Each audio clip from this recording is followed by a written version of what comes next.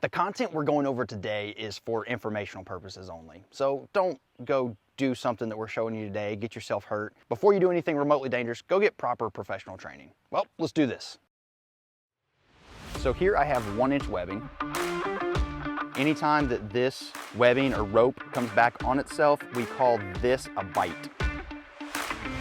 If we need to shorten this up or make a ladder out of this, we can even tie an overhand knot here. And now we have an improvised ladder. I can step here, and then I can step here as well.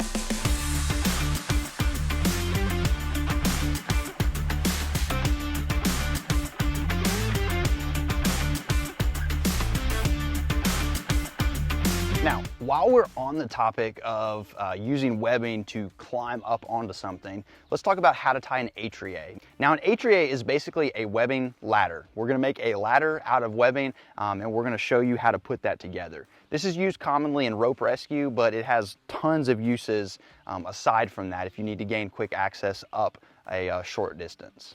All right, to tie an Etrier, what we're gonna do is we're gonna use that frost knot we talked about earlier. So we're gonna pull some slack on one end. We're gonna fold it over the other end of our webbing, and we're gonna tie our overhand knot.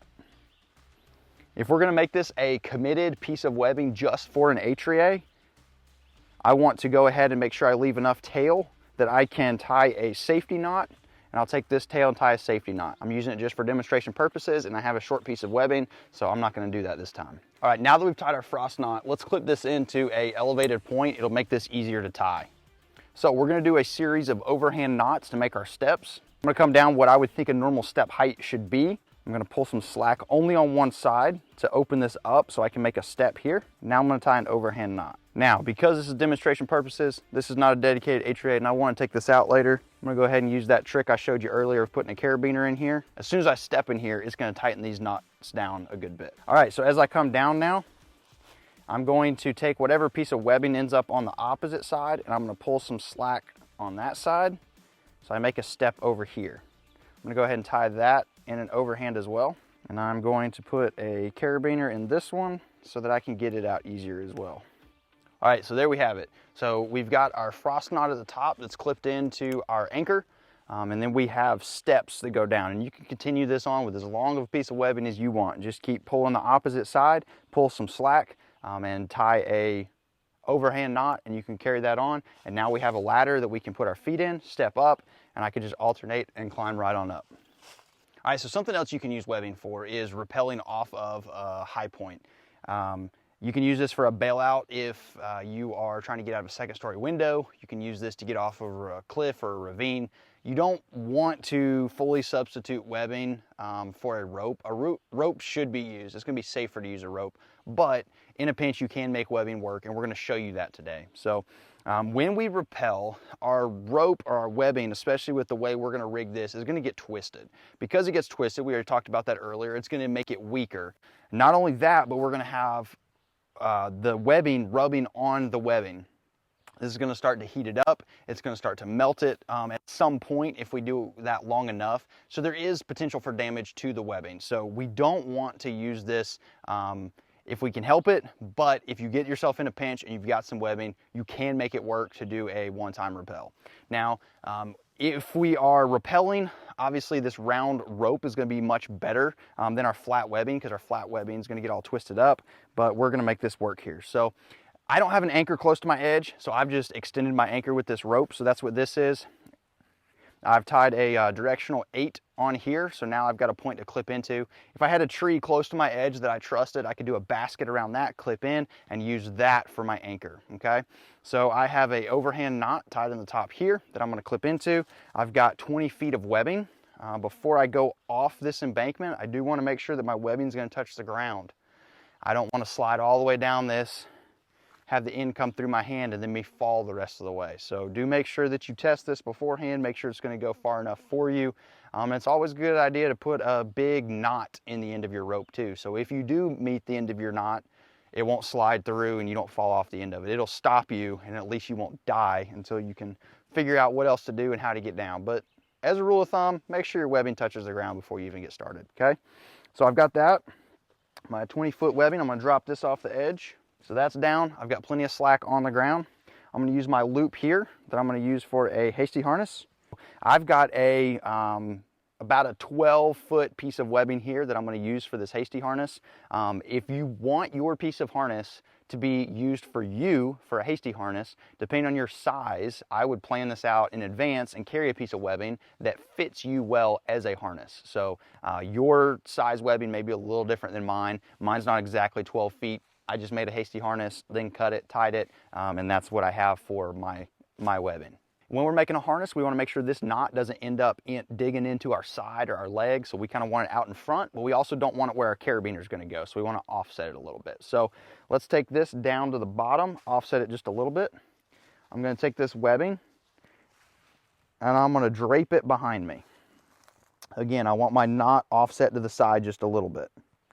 Now, this part is going to go right around my waist, where the pressure is going to be. Now I'm going to pull this bite up between my legs, and these two pieces that I have in my hand now are going to go through here. Okay? So one more time. Comes around my waist, dangles between my legs. These two from either side come into one hand. I'm going to pull between my legs, and these two bites in my hand are going to go through and underneath this one in the middle. Now, work this up. If this knot is in the way, work it around so that it's not on your leg. All right, so get this to where it's comfortable. And then we're also going to pull this out to the side just a little bit. And this is where we're going to make our attachment point. So when it pulls, it's going to be pulling even pressure from our leg and our waist, and when we're hanging off of these loops. Now we can take a carabiner, clip this into here, clip this into our system that we're going to rappel off of, and that is our simple, fast method for a Hasty harness. All right, now I'm right-handed, so I'm going to rappel with the slack of the webbing on my right side. So I want the spine or the straight part of the carabiner to be on my right side, because I want the tail of that webbing to be coming off this same side. So now I'm going to take this, and I'm going to go ahead and get this looped up. I'm going to use what's called a MUNTER hitch. Let me get that out of the way for a minute. To do a MUNTER hitch, I'm going to take my hand upside down and grab this webbing. I'm going to flip it up and make a loop, and then I'm going to hook that other piece of webbing on top. Let's see that one more time. My dominant hand upside down, grab the webbing. I'm going to flip it up in front of the webbing, and then I'm going to grab this part that's on the top side. Now I've got two pieces of webbing, and then this tail runs through a bite on the bottom. I'm going to take this now, I'm going to clip both sections of webbing that are in the palm of my hand, and then I'll pull the slack out. Let me go ahead and adjust this slack through. And if you have a carabiner to take with you, an oval carabiner works a lot better than the one I'm using, but this one will work. Rotate this back around. So I've got the slack out, I've got my MUNTER hitch, and now I've got all the slack off to my left side where my dominant hand is. So I'm going to walk to the edge and go ahead and tension the system. All right, when I get to the edge, I want to tension my system. I want to safety check and make sure that nothing's going to come apart here. Make sure my harness is how I want it. Make sure my carabiner is locked here, and I'm good to go. So this slack should be coming down the spine of my carabiner. If it's backwards before you go off, make sure you check that, because the spine is the strongest part of the carabiner, and we also don't want to swivel this gate here and have this come undone, okay? All right, so my right hand is my brake hand. So as I let slack through now, I'm going to start to lower myself. I'm going to keep this hand toward my back, and I'm just going to lower myself off this embankment. If I need to stop, I can hang on tight with my dominant hand, and I'm stopped. Anytime you're doing this, it's a good idea to have a second line set up with a safety, all that fun stuff, but we're talking right now just strictly emergency. We got to make something work to get down off an embankment, and we're going to use this system. So I'm going to start leaning back, walking down the edge.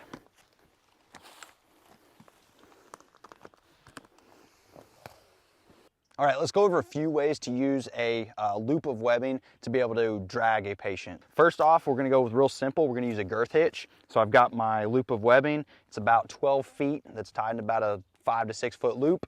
I've got a water knot here, and I'm gonna use this to drag an unresponsive patient. So I come up behind the patient. I can sit the patient up for a minute, reach around, pull this around them, and then loop this back through, and then set them back down And now I'm going to use this loop that's around their body to drag the patient. One thing you have to be careful with on this, because it is a girth hitch, it'll put some pressure on their chest. So we only want to use this for short hauls where we're not going to have that pressure on for an extended period of time, because that will make it harder for them to breathe because of the extra pressure that's around their chest. This next method I call the fireman's method, because this is what I was taught when I went through rookie firefighter training.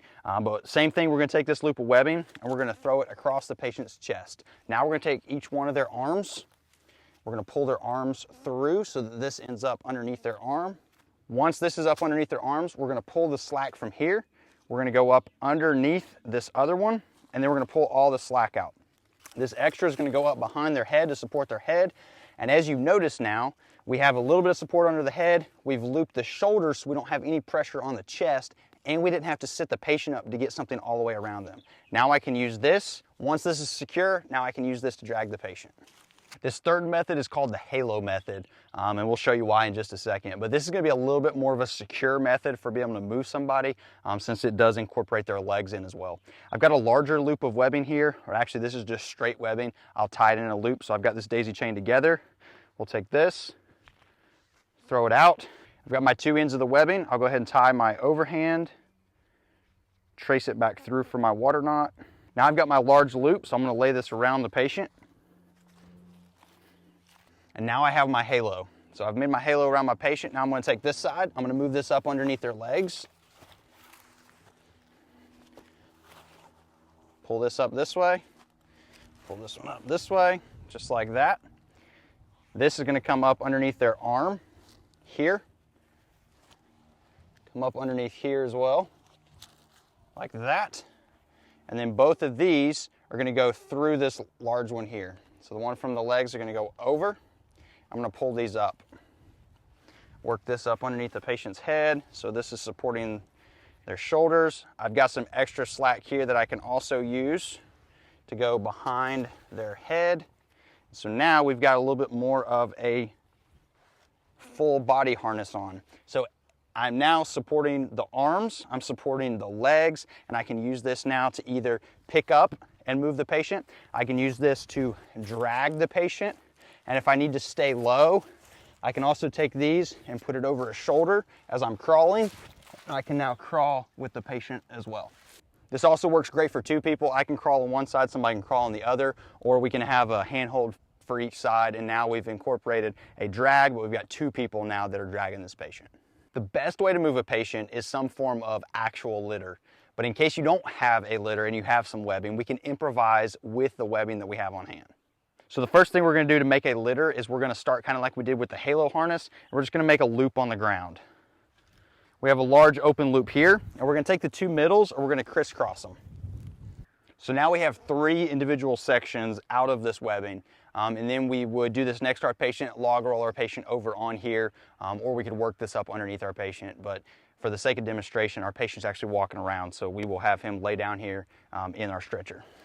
Okay, so we've adjusted this to our patient so that we're supporting the chest and supporting the bulk of the weight up top. We're going to put the middle around the middle, and then we'll support the legs with this lower side. Okay, so we're going to take this middle, we're going to pull it together up over their arms if they're unresponsive, so we keep their arms in. Clip this with a carabiner so that it keeps that together and keeps it secure. We'll pull the slack out on either side. So once we have this secured in the middle, we can now use either 2 or 4 people to pick up on this, and now we can use this to actually carry a patient. Again, not as great as a commercial litter, but it's an option if we have some webbing with us. So as you can see, webbing is a very versatile tool. Not only that, but it's also very economical. It's very inexpensive and much cheaper than rope. So if you don't have any of this in your kit, consider adding some of this to your kit, maybe a couple different sizes as well.